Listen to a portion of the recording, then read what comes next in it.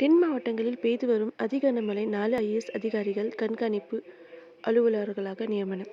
முதலமைச்சர் மு.க.ஸ்டாலின் வெளியிட்ட அறிக்கையில் அதி கனமழை பெய்து வரும் திருநெல்வேலி, தூத்துக்குடி, தென்காசி மற்றும் கன்னியாகுமரி ஆகிய மாவட்டங்களுக்கு அமைச்சர்கள் அனுப்பி வைக்கப்பட்டுள்ளதாக தெரிவிக்கப்பட்டுள்ளது.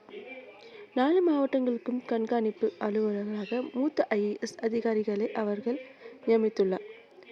அதன்படி கன்னியாகுமரிக்கு நாகராஜனும், நெல்லைக்கு செல்வராஜனும், தூத்துக்குடிக்கு ஜோதி நிர்மலாவும், தென்காசிக்கு ஜக்திர்சிவும் கண்காணிப்பு அலுவலர்களாக நியமிக்கப்பட்டுள்ளது.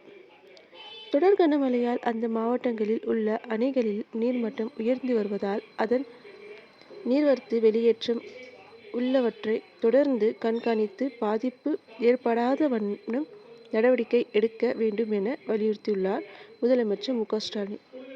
மேலும் மழை வெள்ளத்தால் பாதிக்கப்பட்டுள்ள மக்களுக்காக நிவாரண முகாம்களை அனைத்து அடிப்படை வசதிகளுடன்